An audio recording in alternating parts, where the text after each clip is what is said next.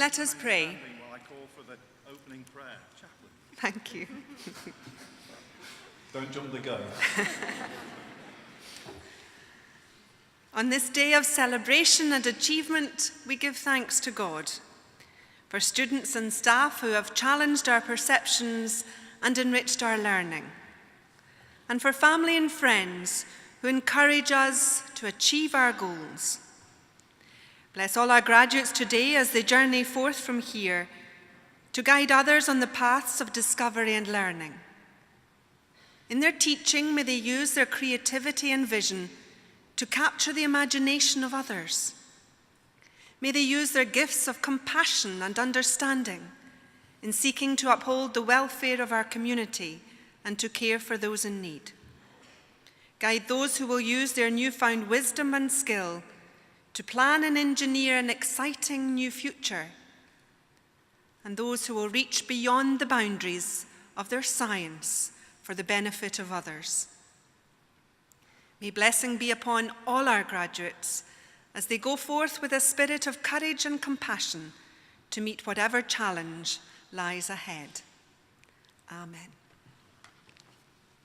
Thank you. Please be seated.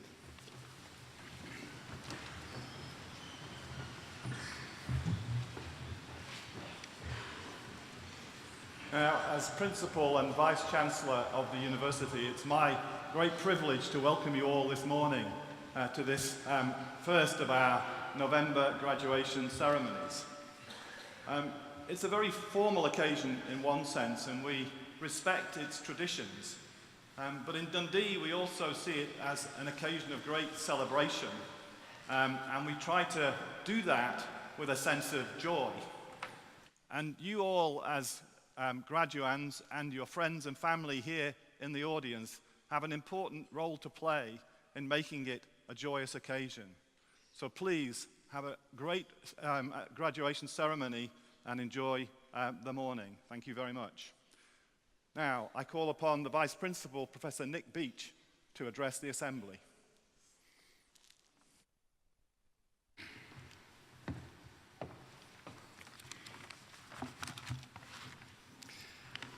Vice-Chancellor, Bailey Christina Roberts, graduands, honorary graduand, ladies and gentlemen, I would like to start by welcoming you all to the graduation ceremony in this, our 50th anniversary year. It has been a time to reflect on our achievements, but also to look forward with ambition, a position similar to the one you find yourselves in here, with your university days behind you, but anticipating the life which lies ahead. Since our establishment as a university in 1967, we have had to make our mark quickly.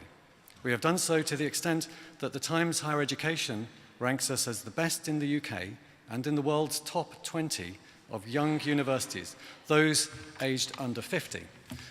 This definition is good news, not just because it tells us that being 50 can still be regarded as being young, but also particularly for some of the parents in the hall today. It is a notable accolade as it comes at a time when there is increasingly fierce competition from around the world. We are also one of the world's top 200 universities, and the pressure to retain that status becomes greater every year. We see other nations investing heavily in higher education and in research. We have to operate in a challenging landscape where there are many big questions still to be fully resolved, from how we fund students to the complexities of free movement of people across borders.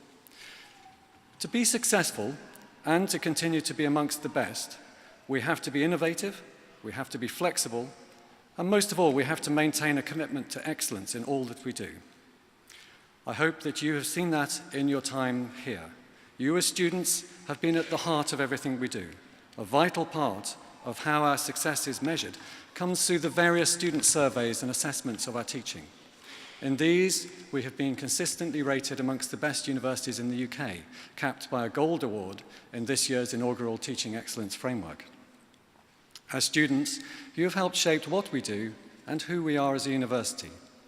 Metaphorically, it is part of our DNA that students are placed at the heart of our operations, represented on all the key decision-making committees and groups that steer the university's business. It is one of the things that makes Dundee special. And we should not be in any doubt that it is truly extraordinary what has been achieved here and what can be achieved from here. From a small dot on the map of the east coast of Scotland, and in a university that is relatively small when compared to some of the global giants, we have done remarkable things. Over these past 50 years, we have pioneered innovations as diverse as flat-screen technology and keyhole surgery. Many of the satellites and shuttles launched into orbit have circuitry designed and built here.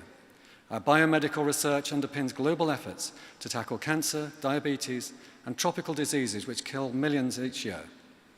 We have become one of the world's leading centers for forensic sciences research. From captains of industry and activists for social change, leaders across healthcare services to Turner Prize winners and politicians, our alumni are transforming the world and the way that we look at it. We are pushing ahead on an upward curve. In these past few years, we have risen dramatically in all of the league tables, now being in the top 10 in the UK for graduate employment, which we hope is good news for you, and led the way in widening access in higher education in Scotland. We're attracting more people, staff and students from around the world to Dundee. Many of the nationalities across the 140 countries our community is drawn from are represented here in the hall today. We are a more international institution than we have ever been, and this creates a diversity on campus that enriches our community and culture, and that of the city. We are at the heart of new developments which are changing the landscape of the city, most obviously in the waterfront, where we see the V&A Museum of Design rising on the banks of the Tay, a project which actually originated here at the university. In all of this, you can see the influence of our central mission to transform lives locally and globally through creation, sharing, and application of knowledge. The core of our strategy is to be a high-performance community. This means linking students, staff, alumni, business, and the broader society to seek innovations that we could not achieve alone. That is, to achieve collaborative advantage. The way this works is to maximize diversity of people and ideas brought together with a shared purpose, perhaps echoing some of the ideas of John Stuart Mill, the consequentialist philosopher and rector of a previous iteration of this university, in seeking the greatest good for the greatest number. As we celebrate our 50th anniversary, we can not only look back at achievement, but look forward too, with confidence that we will have even more to be proud of. I'm sure the same applies to you, our graduates, today. It has been tremendously encouraging throughout this 50th anniversary year to welcome many of our former students back to the campus and to the city to hear them tell their own stories and talk warmly of their time here. I hope that in 30 or even 50 years, people here will be talking, you will be talking about your achievement, and you will be sharing your warm memories of the time spent at the university. As you cross this stage today to receive your degrees and then step out into the world, as a graduate and ambassador for the University of Dundee, I and the university community wish you the very best for the future. Thank you.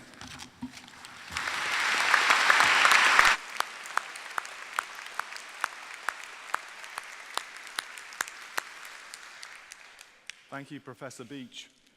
We now begin the ceremony proper with the conferment of degrees.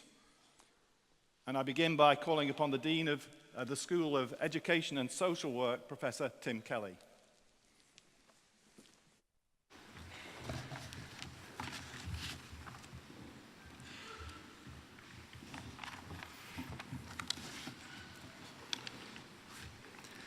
Vice-Chancellor, I have the honor to present for the degree of Bachelor of Arts, Carrie Ann Craig.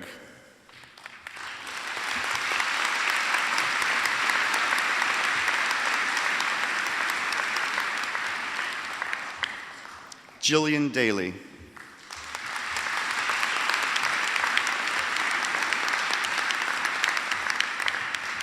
Jacqueline Lard.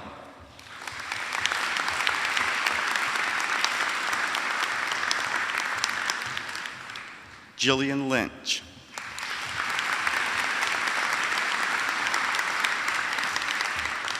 Shannon McAlpin.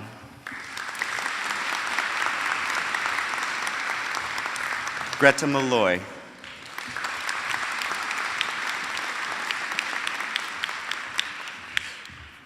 Fiona Mitchinson.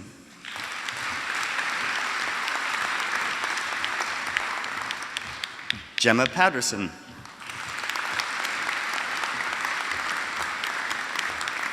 Stephanie Ritchie.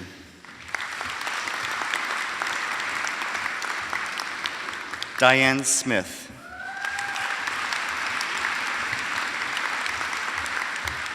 Michael Wilson.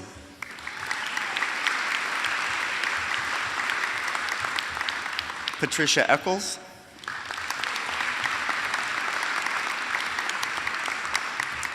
Richard Poole.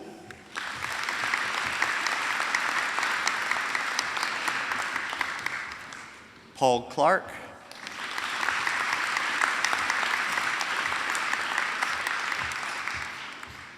For the undergraduate certificate in teaching qualification and further education, Carol Anderson.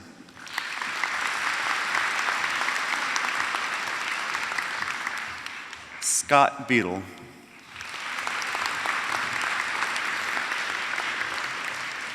John Connolly.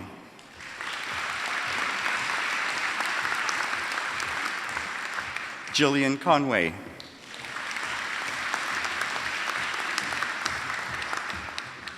Graham Hedlund.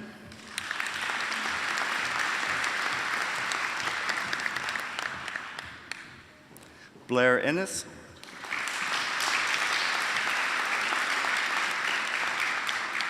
James Jordan.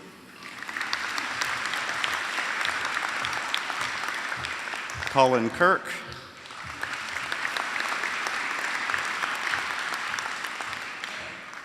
Alan Marshall.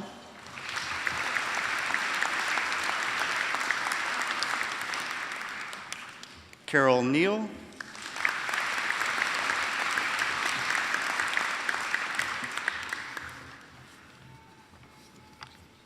Kirsty Peebles.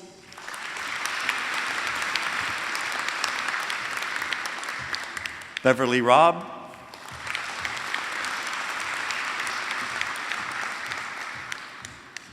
And for the postgraduate certificate in childhood practice, sorry, no one's here for that. They're in absentia. Apologies. It's the postgraduate certificate in teaching qualification further education. We a little mix up. Which one? Sorry, Cheryl Smith.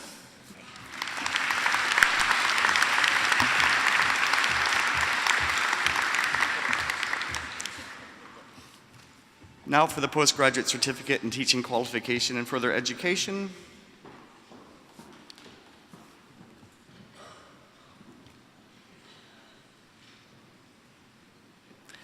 Anne-Marie Allen.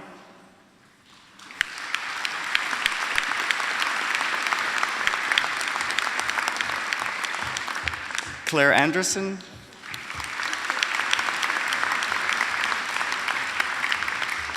Natalie Boland.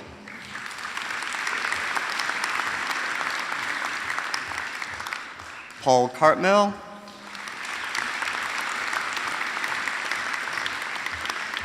Louise Curry.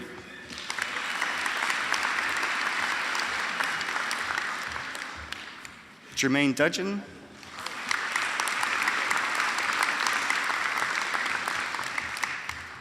Joseph Gallagher.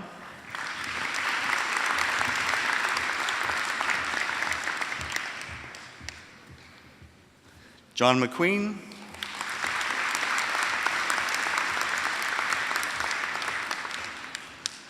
Gemma McKenzie.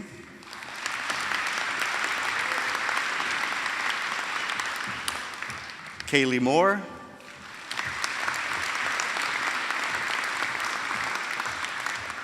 Guayermina Morente Vizcaíno.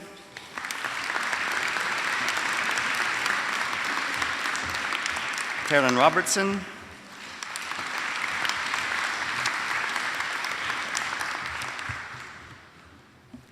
Ailey Smart.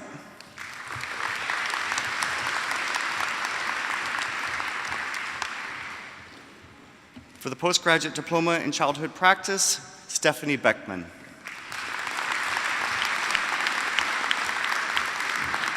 Dawn McBride.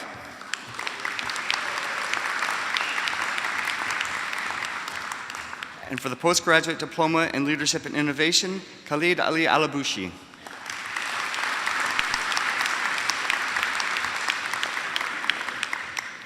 For the postgraduate diploma in primary education, Matthew Adam.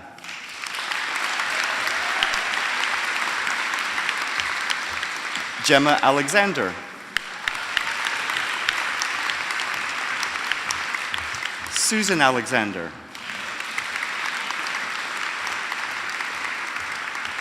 Patricia Allen.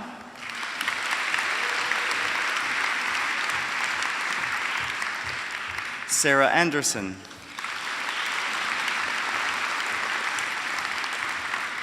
Rachel Anderton.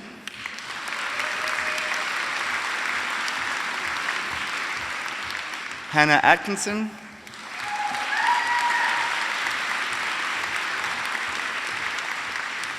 Kirsty Barlow.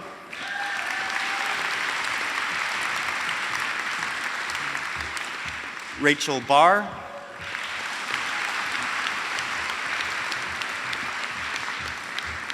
Miranda Bobian.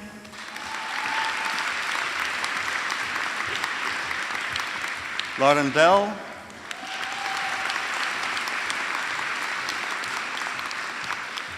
Pamela Bacocci.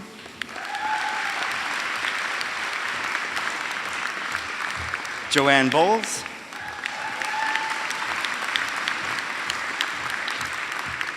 Morven Boyd.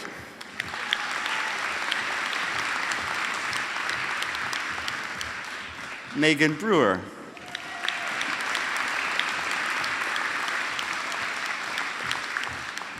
Lauren Broadley.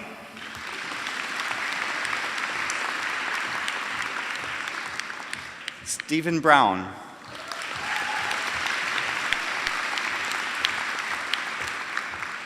Amy Chappell.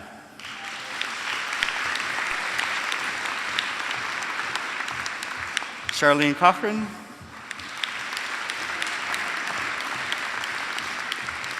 Christine Corey.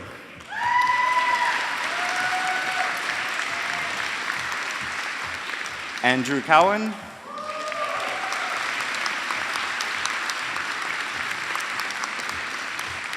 Jennifer Dalgleish.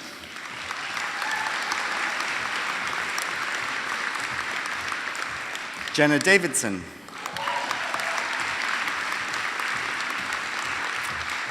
Lauren Davey.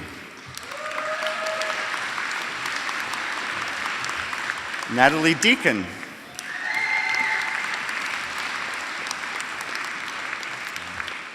Louise Devlin.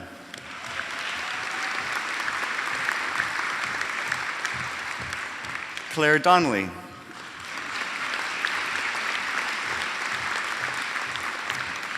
Kathleen Duffy.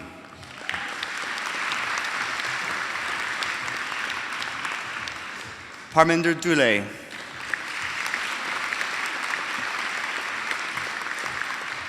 Claire Dunbar.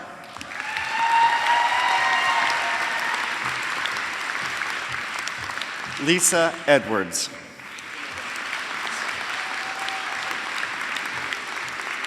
Ross Farmer.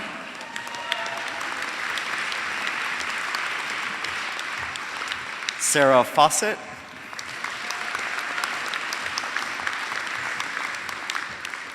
Amy Feehan.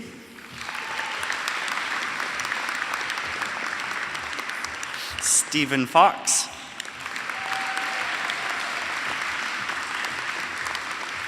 Katie Fraser.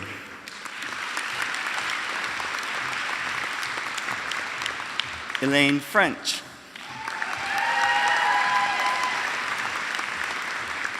Kerry Fry.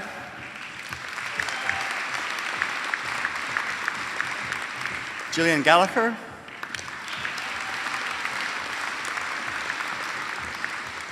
Louise Gamble.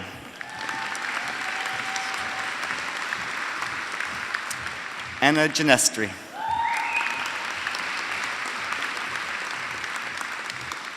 Laura Graham.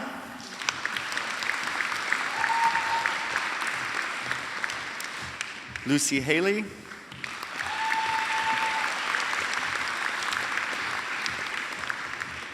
Callum Hay,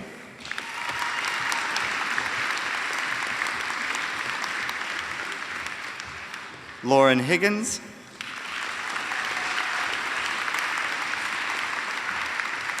Martine Hill,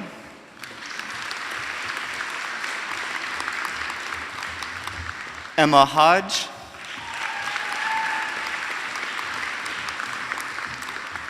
Lauren Hope,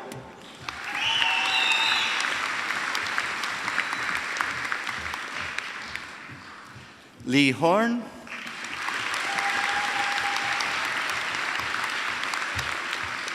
Kyle Hunter,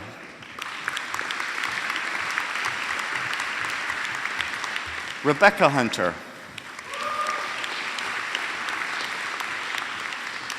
Aoife Irwin Moore, Rachel Jeffrey,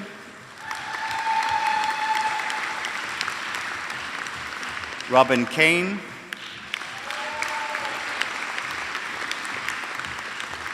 Scott Keeler, Adele Kelly,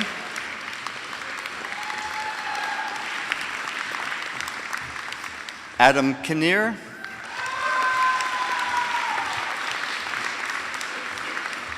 Michelle Lewis,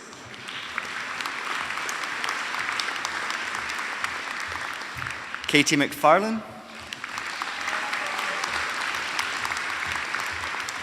Lauren Mackay, Roisin Mackay,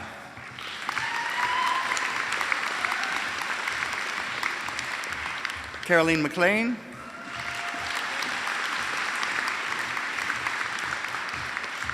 Siobhan McLeod,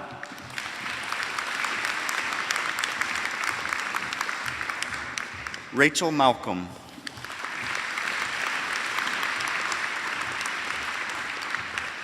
Catherine Mallon,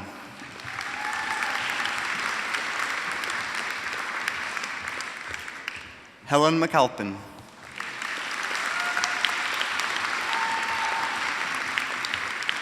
Haley McCardle,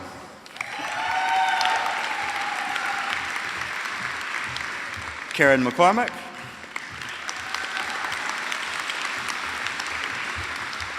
Michael McGirvin,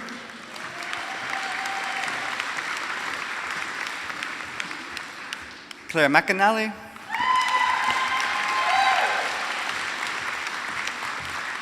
Denise McLean,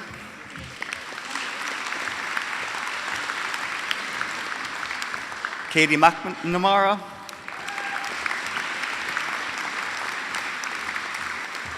Mark McReynolds, Darren McTurk,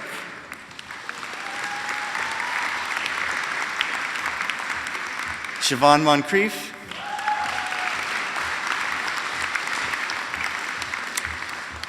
Emma Motion,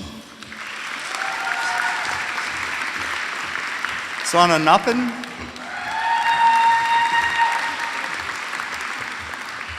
Ruth O'Coinlan,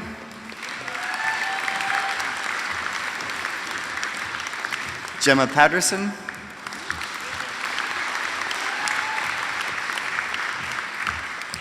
Stacy Payton,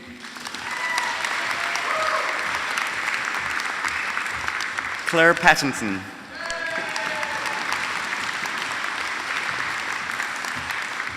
Lynn Perkins, Kirsty Renton, Jody Riley,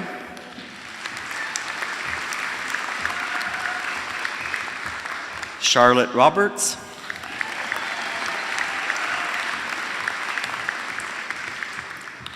David Scott,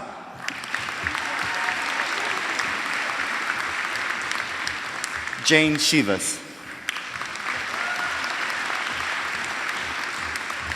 Christopher Shields,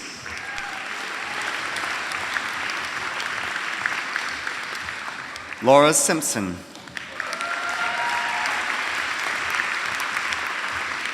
Rachel Simpson,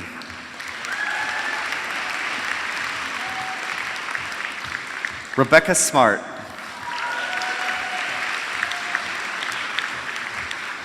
Katrina Smith.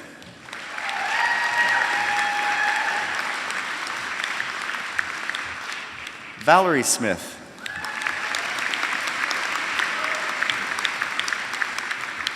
Dominique Snee.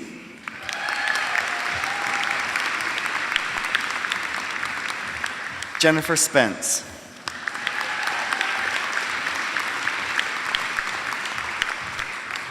Haley Stevenson.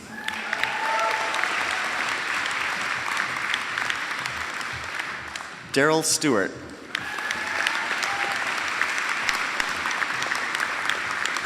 Karen Stewart.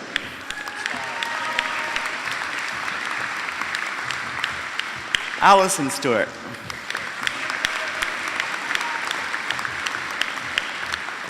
Emma Sunter.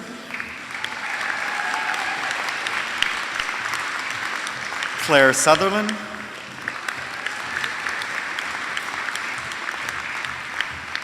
Kirsten Taylor.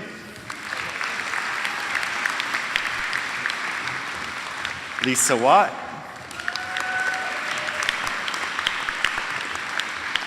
Amy Westray.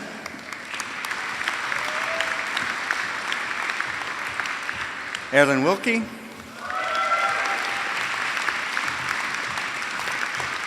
Claire Wilson.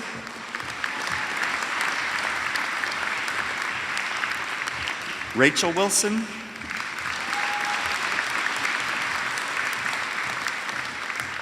Miriam Zaman.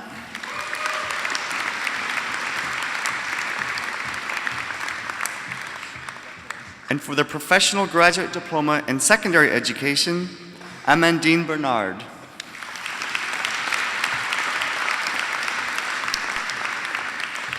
Lexi Bersitagi. Megan Burgoyne. Charlotte Chapman. Leanne Gorley. Danielle Greer.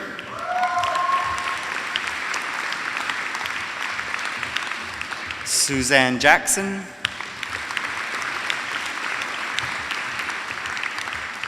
Rachel Meldrum.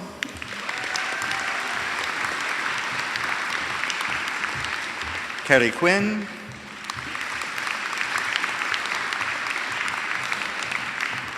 Louise Ray.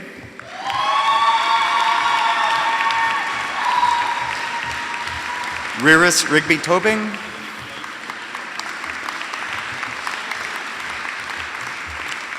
Carla Stewart.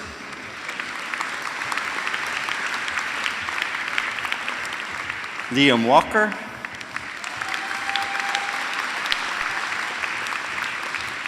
And Nicola West.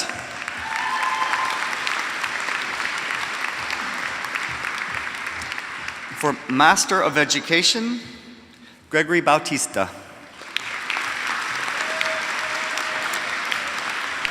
Carla Brown.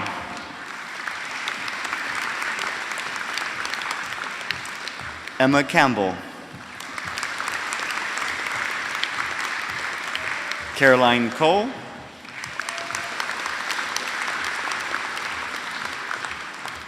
Carly Ann Harbord.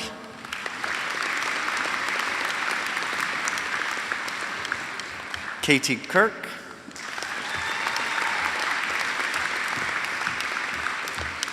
David Lancaster.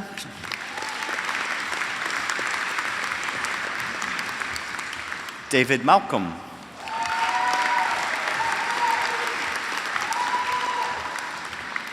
Christine Martin.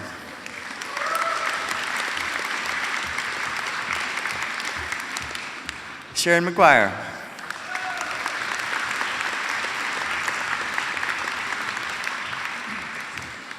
Ann Telfer.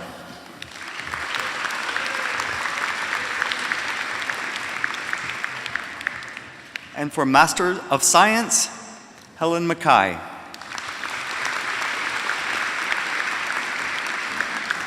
Faoud Asif.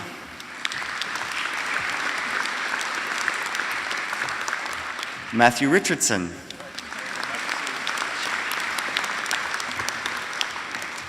Alicia Dallas.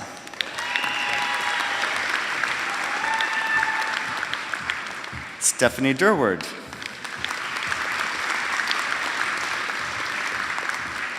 Kim Esselmont.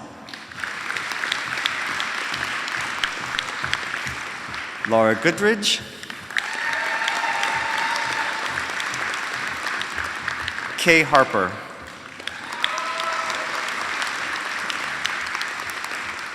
Lauren Hudson.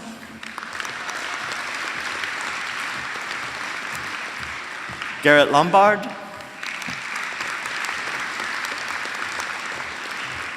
Nadia McVicker.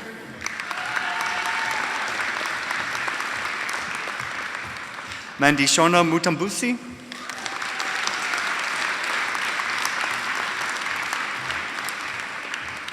Marnie Ogilvie.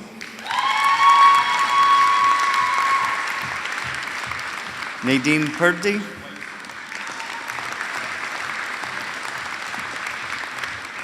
Catherine Richardson.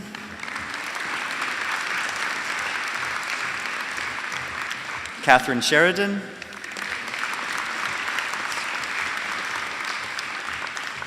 Yatset Shikorsky.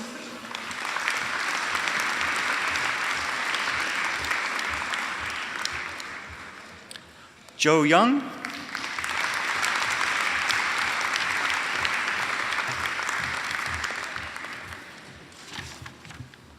For Doctor of Educational Psychology, Kelton Green.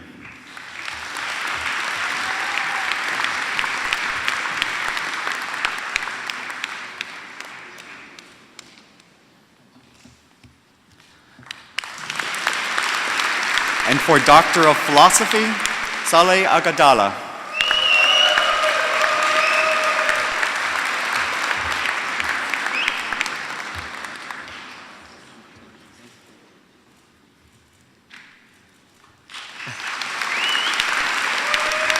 And Daisy Wazuzu.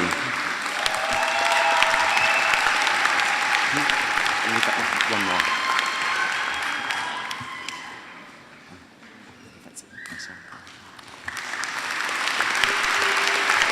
And for the postgraduate certificate in academic practice in higher education, Eleanor Harrison.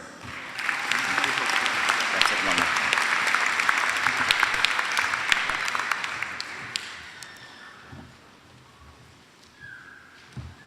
Thank you, Professor Kelly. I now call upon Professor Claire Halpin from the School of Life Sciences.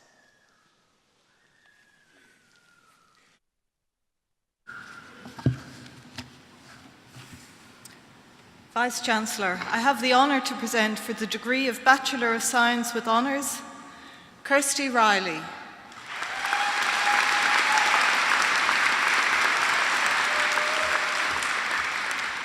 Amin Fraser.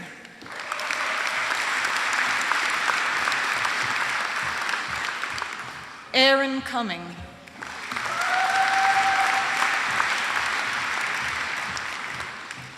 And for the degree of Master of Science by Research, Greg Sutton.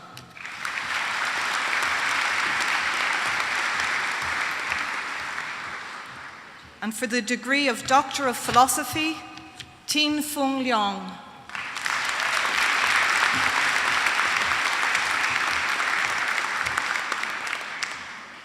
Andrew Lim.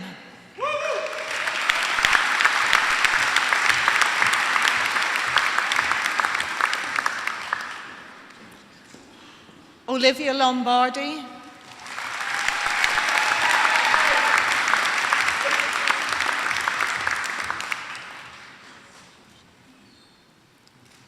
Claire Shepherd.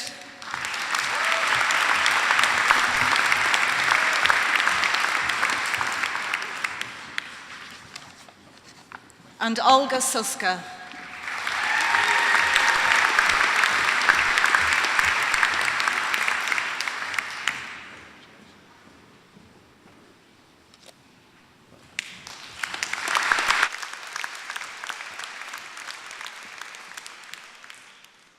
I call upon the Dean of the School of Science and Engineering, Professor Ian Stewart.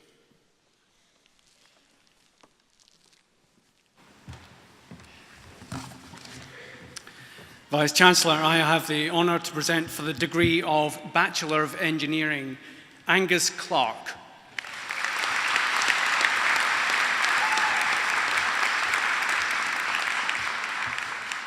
For the degree of Bachelor of Science, Mantas Vogulis.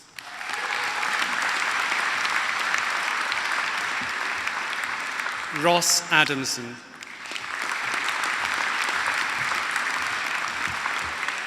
Tom Haddow.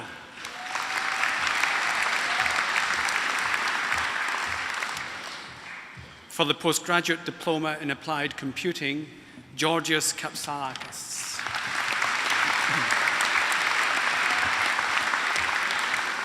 For the postgraduate diploma in data engineering, Vladislav Ignatievis.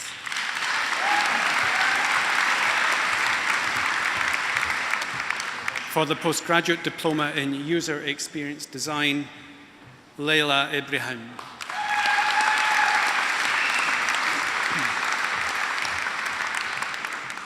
For the degree of Master of Science, Kote Magdreazes. Laurel O'Bright. Joe Pryor.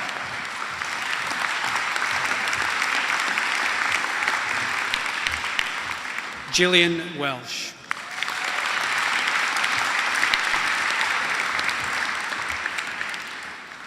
Christos Bolompassis.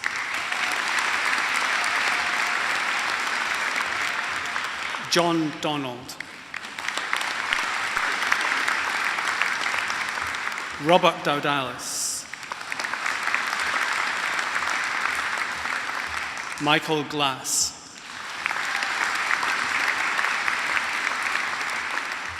Marina Karasi. Carrie Morris. James Scanlon.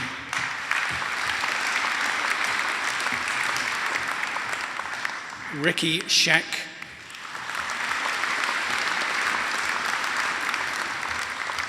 Alistair Taylor.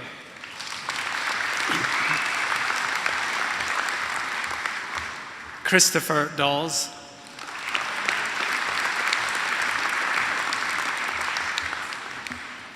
Isaac Proudfoot.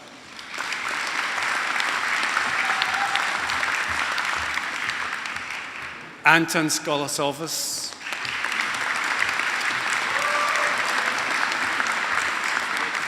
Tanatswa Jamera.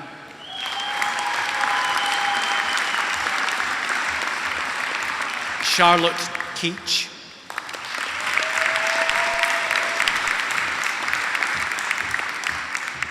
Benjamin Rabia.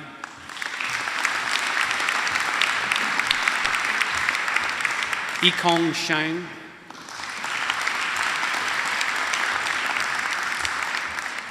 Eva Skulteka.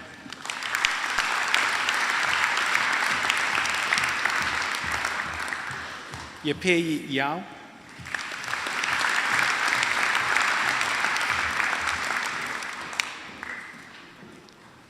Limin Zhu.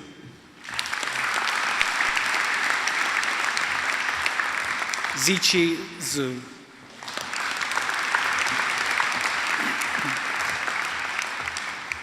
Sarah Bruce.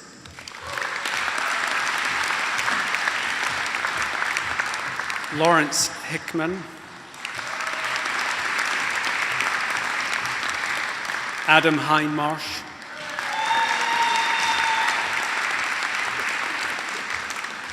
Michael Moody.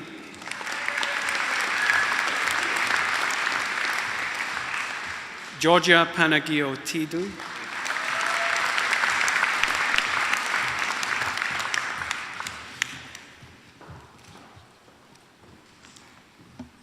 Kashish Sharma.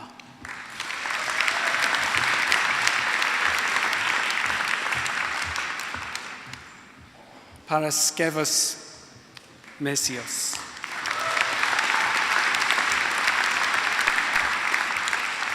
Michael Robeson.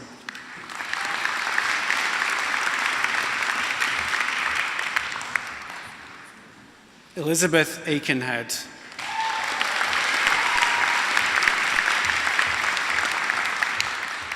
Tamim Alma-Mimi.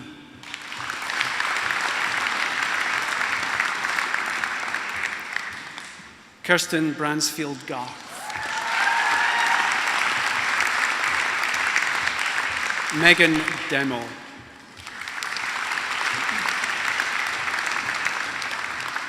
Caroline Deswarte. Olivia Sears.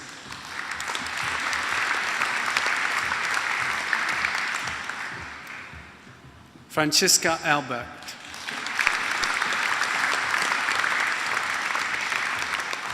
Samantha DeSimone.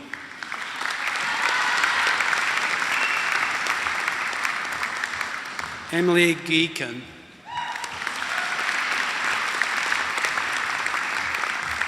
Kathleen McCaskill. Sean Reardon. Emily Westlake. Naomi Colpin. Sean Fergus. Charles Ritchie.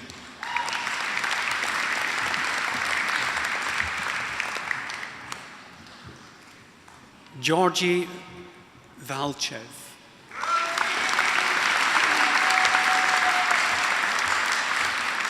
James Williams.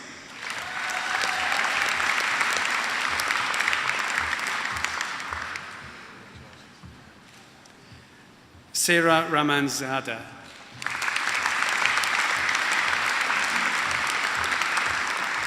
Wasim Khalifa.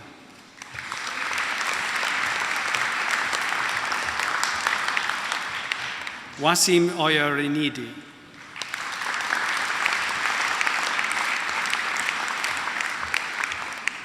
Daniel Tate.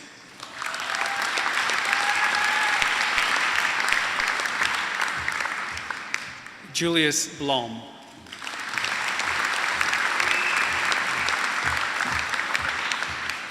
Kumba Musa.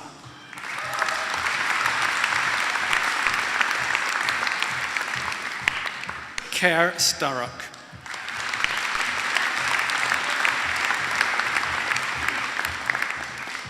Ilias Koulatoulakis.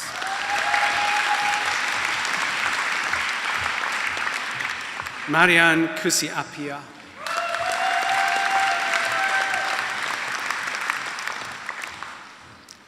Nicola Tate.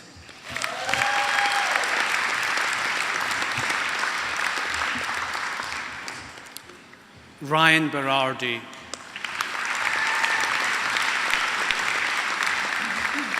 Claire Cooper.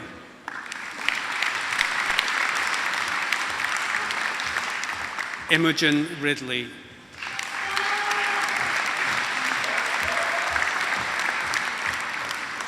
Wael Aguili.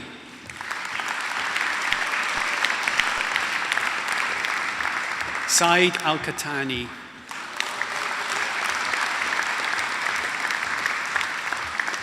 Awad Al-Zarani.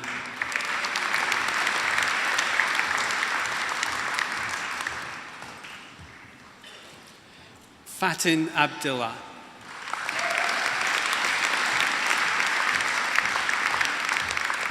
Remy Kevrodan.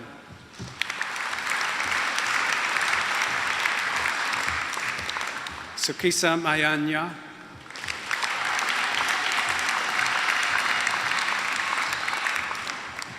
Brendan Page.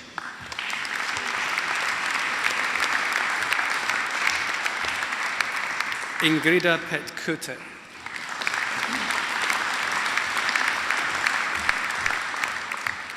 Yuzan Zhu.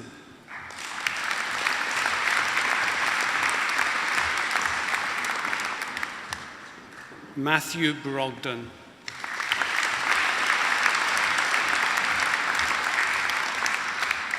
Anna Bazani.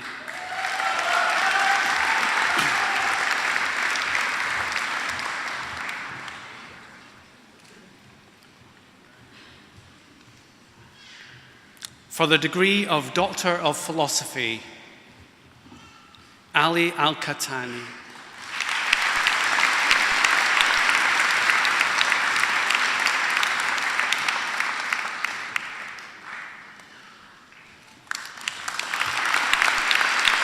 Vasiliki Bitsuni.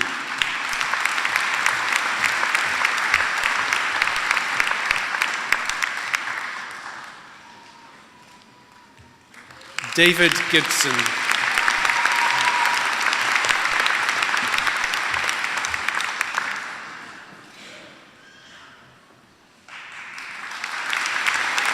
Christian Onwe.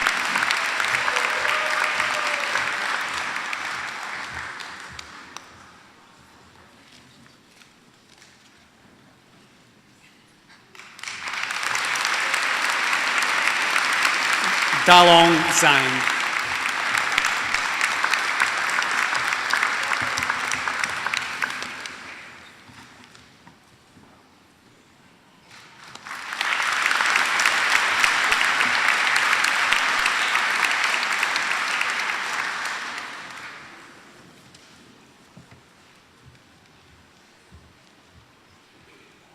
I call upon the Vice Principal.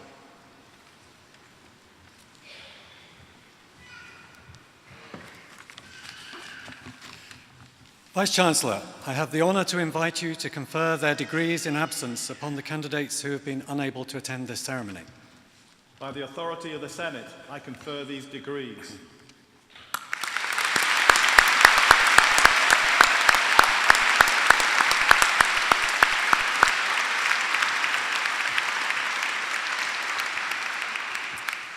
Now, not all of this ceremony is entirely formal. We've done most of the formal parts of it. It was good. Nobody fell. We like that. In the robing rooms before we came in, the Vice-Chancellor, who was sipping his usual tipple of Vimto and tomato juice, commented that it's really a privilege to share the stage with the staff that we see before us, some of the most brilliant and also some of the tiredest people in Dundee. I mean, if you take a moment to look at them, it's true they've all been in the dressing up box this morning, but they're genuinely exhausted. And why? Well, generosity. This is the key thing that typifies these hard-working people. And I think some of you will be able to recognize this in the studies that you've been undertaking. So when it was really obvious that 3,000 words would have been perfectly adequate for that essay, these people generously gave you 5,000 words.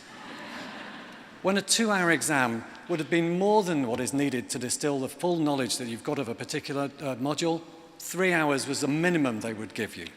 They gave and just didn't know when to stop giving. And similarly, your families and friends who are here today have been equally generous. For example, when presented with that unexpected bill, and I quote, for textbooks, I have it on strong authority from Sean, our student president, that any similarity between that sum, the price of textbooks, and extraneous bar bills in DUSA is entirely coincidental. And also the emotional support, such as the texts early in the morning encouraging you to actually get up, or the ones in week 8 that ask whether you've actually located the library yet.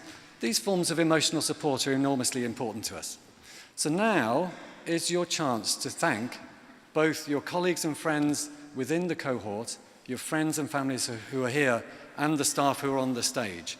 Now, Professor Ian Stewart, the Dean of Science, I've lost him, Ian, has volunteered to record all of these moments of thanks and celebration using his pedometer to record the decibels. I've no idea how that will work, but he is the Dean of Science, so I believe him.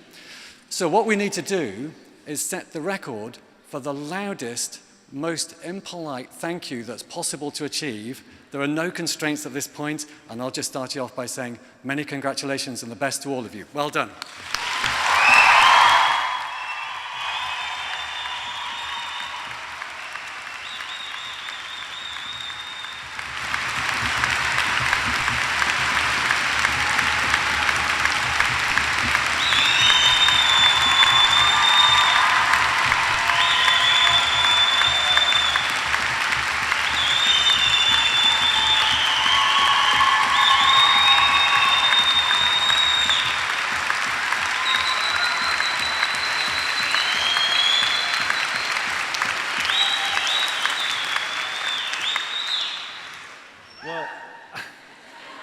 Well, thank you, Vice Principal, for encouraging probably the loudest cheer we've had for a long time, but for the longest introduction to the cheer that we've experienced in my time as Principal.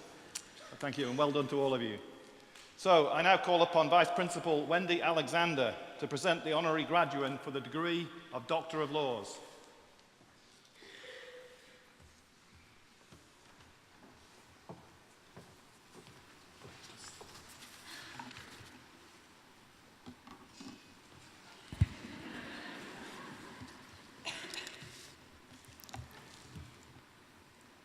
Vice-Chancellor, I have the honour to present for the degree of Doctor of Laws, honoris causa, Professor Dame Jocelyn Bell Burnell.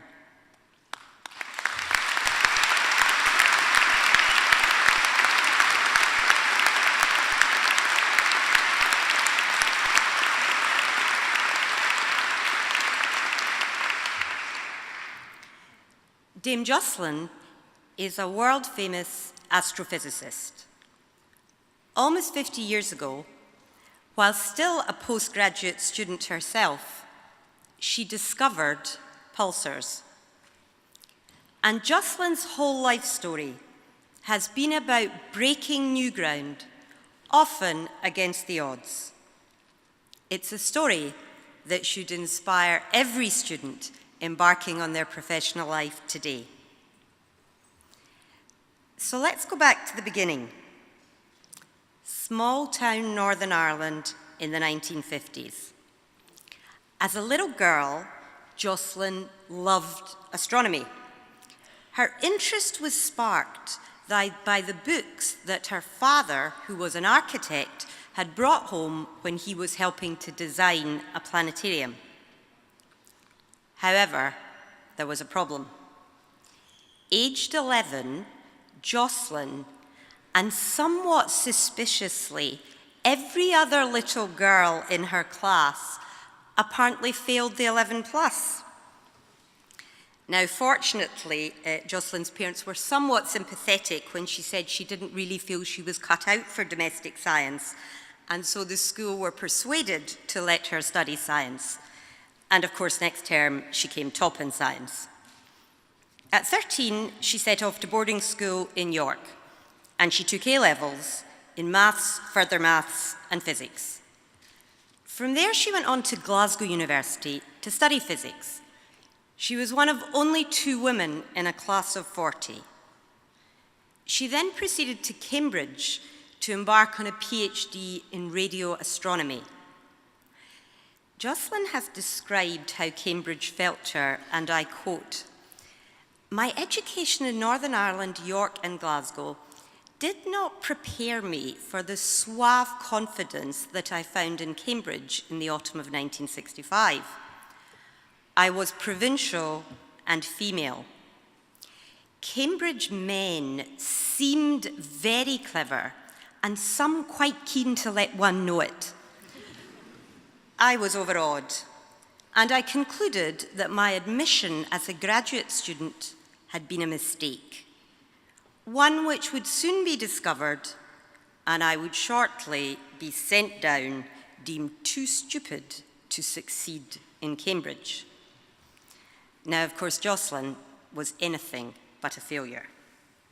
Her first 2 years in Cambridge were spent building a new-style 4-acre outside radio telescope, and Jocelyn was the first person to operate it. Here she is building there should be a picture of her building the telescope. She discovered something completely new, that was radio pulsars. And her discovery opened up an entirely new branch of astrophysics. Now, what happened next has become a matter of scientific notoriety, because it was not Jocelyn, but her then supervisor and another astronomer who were awarded the Nobel Prize for Physics for her discovery. No matter that Jocelyn had been the first to observe and to analyse the pulsars. Now, many prominent astronomers spoke up at the time and have done so since about this travesty. Jocelyn herself is characteristically circumspect about these events, although she will recall wryly that her male colleagues congratulated her on her engagement to be married, but were completely silent on her major scientific discovery. Now, Jocelyn's response, and it is a mark of the woman, has been a lifetime's commitment to improving the status and the number of women in science. Jocelyn has talked candidly about the challenges for women in science in the 1960s and the 1970s. After finishing her PhD, she got married and her son was born a few years later. And she talks about how little childcare was available at the time. So all of those graduates of childhood practice who have graduated today, you will make people's lives easier in the future. So what happened was that she moved around with her then husband, who worked in local government, and he regularly moved jobs to secure promotion. And so despite having made a Nobel Prize winning discovery, her career really became a succession of jobs with limited academic prospects. And she looks back on this time as a time of career snakes and ladders. Finally, she got a lucky break at Bath University, becoming the Dean of Science in 2001, then President of the Royal Astronomical Society, then President of the Institutes of Physics, and today is a visiting professor in astrophysics at the University of Oxford. In 2014, she became the first ever woman president of the Royal Society of Edinburgh, Scotland's National Academy. So she characterises her career as peaking in her 70s. So I think this late starting is rather good news for any graduate in the audience today who over lunch is going to break the news to their family that they're not really ready to get onto the career treadmill but would really like to do some travelling. However, what is remarkable about Jocelyn is that she has not forgotten the challenges that she faced. As President of the Royal Society in Edinburgh, she has relentlessly championed women in STEM subjects, science, technology, engineering, and maths. She has led investigations, she has published reports, she has spoken widely, she has lobbied governments. She's frankly done whatever it has taken to challenge the practices and the assumptions that made her own rise in science so hard-won. When she came to visit us here in Dundee in 2016 to inspire the next generation of women scientists, she reminded us that we all stand on the shoulders of others who've gone before. She inspired us then with the story of Wilhelmina Fleming, née Stevens, who was born in Nethergate, Dundee in the mid-19th century. She emigrated to the United States with her husband and became the head maid at Harvard University's Observatory House. And Wilhelmina had specialized in classifying spectra. So Jocelyn went on to demonstrate to us that in our own time, we can still tackle the leaky pipeline where too many women leave science. And all of our work has been about demonstrating that the limiting factor isn't women's brains, but the prevailing culture. And so her answers are not about fixing the women. Instead, what we need is institutional change to make the lab a fairer place for everyone, men and women. And through her national leadership and her example, change is now happening. As President of the Royal Society, she has led Scotland's National Academy into the next century, recently welcoming the Queen to reflect on what had been achieved in her tenure. Now, to conclude, inevitably, Jocelyn doesn't have much spare time. However, in what little spare time she does have, she loves to garden, she listens to choral music, she's edited an anthology of poetry which had an astronomical theme, and she's also an active Quaker, publishing over 30 papers on faith, contemporary issues, and science, in addition to her prestigious scientific output. So today, we are honouring Dame Jocelyn Burnell, not only for her stellar scientific discoveries, but for her extraordinary example of a life well lived in the service of science, education, and opportunities for all. Vice-Chancellor, I have the honour to invite you to confer upon Professor Dame Jocelyn Bell Burnell the degree of Doctor of Laws.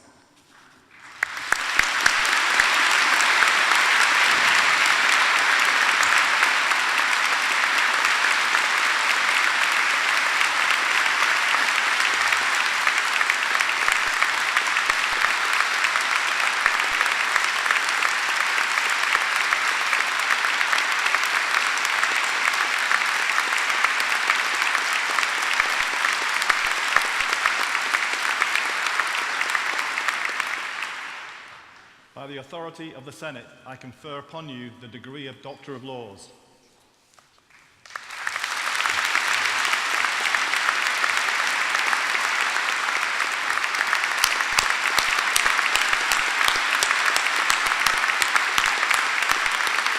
Would you like to address the board?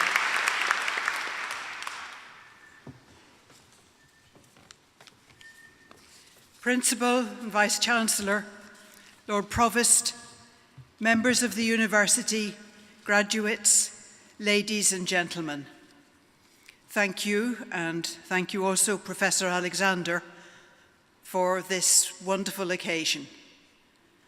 I recognise that as part of the university's 50th anniversary, this is indeed a very special year. Professor Alexander has spelt out a lot of what I have done. There was just one thing that I think maybe I pull out a bit more, which I hope will be helpful to people here. How many people here have heard of imposter syndrome? Okay.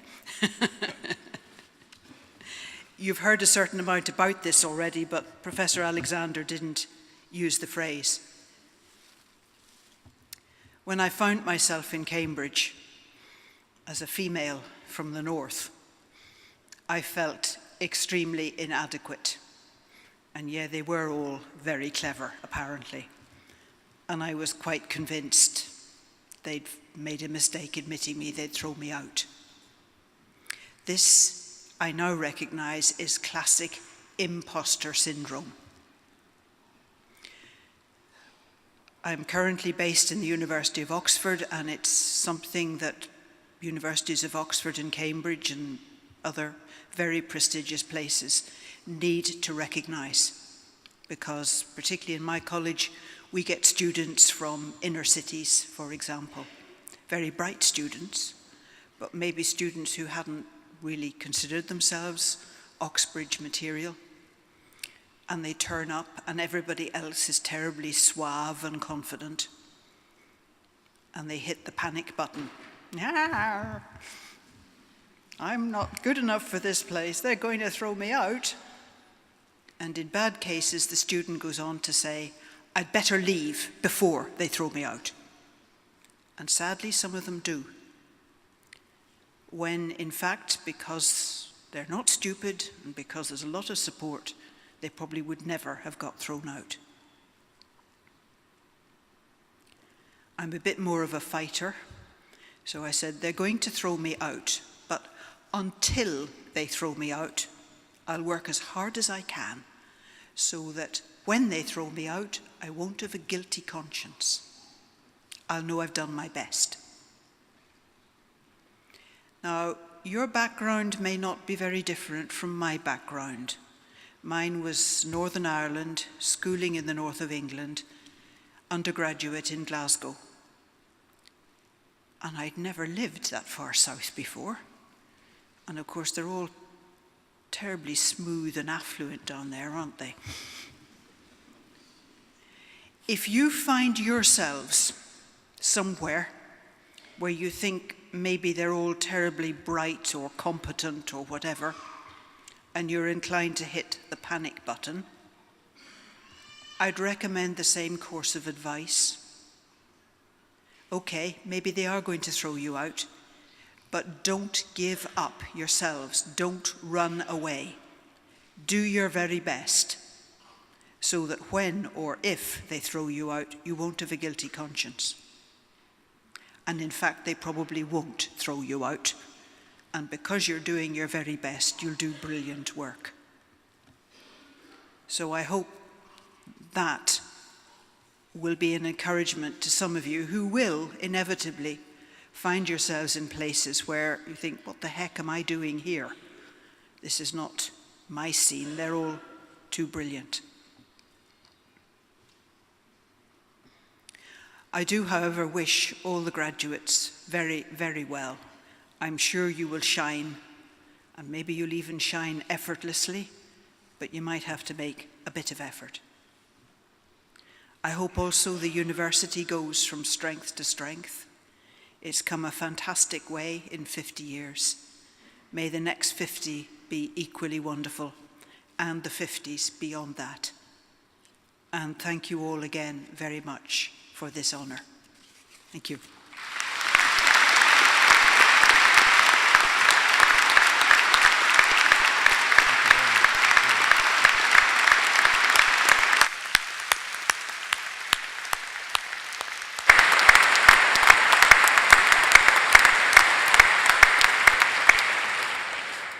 Now we have one final treat for you before closing this ceremony. The choir. Thank you.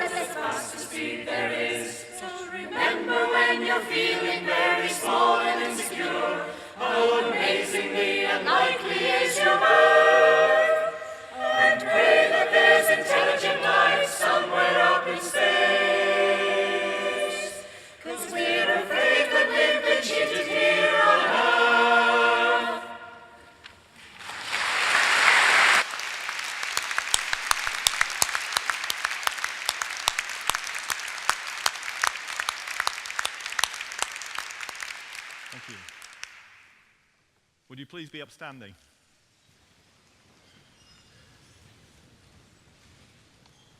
I declare this academic ceremony closed.